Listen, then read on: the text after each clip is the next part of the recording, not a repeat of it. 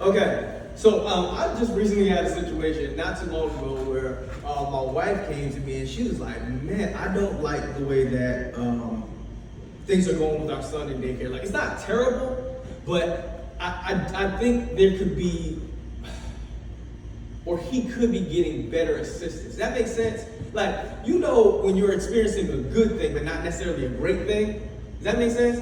Right. Okay. Cool. So here's the situation. My son was in the daycare, and he wasn't really thriving in their sense because he wasn't walking yet. He was still crawling around, and he wasn't really connecting with the other kids. And like, he would go off in the corner by himself and stuff like that. He wasn't really, he wasn't really feeling it. And yet it was like somewhat of a language barrier and stuff like that with some of the teachers that they had there. We went with that that daycare because it was a little bit more inexpensive for us. And, we felt like we could handle it. We're just getting started with the daycares. But over time, we realized, they promised us some stuff. They're like, we have a curriculum that we're going to use for him. We're going to help him, aid him with walking, so he can begin walking and stuff like that. And we realized, after some time to pass, like, he's not getting any better. Like, there's nothing changing. Like, it's good. We know he's safe, right? We know that when we pick him up, he's fine and all that. But it's not. They're not operating in excellence. Does that make sense? Like that, okay, all right, they're not operating in excellence. So I remember my wife coming to me and she was basically in tears, like, yo, like they're saying he's not walking, he's not doing something, he's behind everybody else, and like, what are we gonna do? And now the worst thing you can do, or I think the worst thing that can actually happen is for my wife to come to me crying. There's an issue. And then they were like, oh, well, we're doing this, that, and the other. And then we started noticing with our son at home that when he was walking or trying to walk or attempting to walk, like crawling across furniture and stuff like that, that he would be on his tiptoes the whole time. He would never let his heels touch the ground.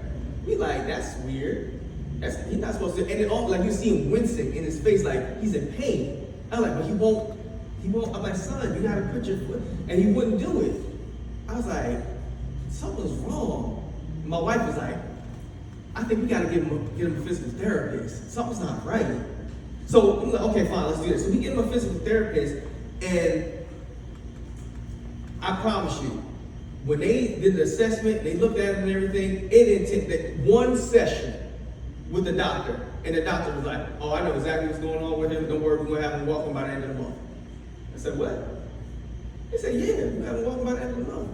I said, okay, cool. So she works with him, and sure enough, not even 2 weeks, his heels are touching the ground. He's now walking. He's taking little baby steps and he's walking. I'm like, okay, wow, a specialist. This is somebody who really knows what they're doing.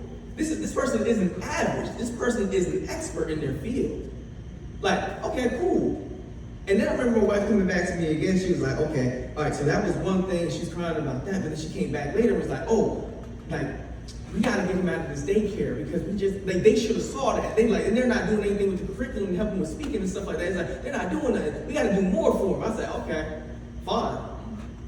Because at this point, I know what an expert looks like. I'm like, I don't have to accept average. So I said, okay, cool. Where you want him to go? I want him to go to this one, but it costs this much, and it's gonna cost this much to take him out of the daycare early and to put him in the new one. And this, I don't know if we're gonna be able to afford it. I said, don't even worry about it.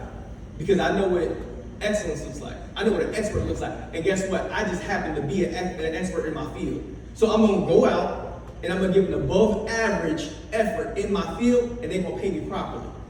So in less than 2 weeks, I made X amount of dollars. I took him out of the daycare, got him into the new one, and he's thriving there. Walking, talking, doing everything he's supposed to do. Why? Because I said that, in my family, and what we want, what I want us to have, it's only excellence. It's only excellence, and I don't have to accept average, especially when it comes to my wife and my sons.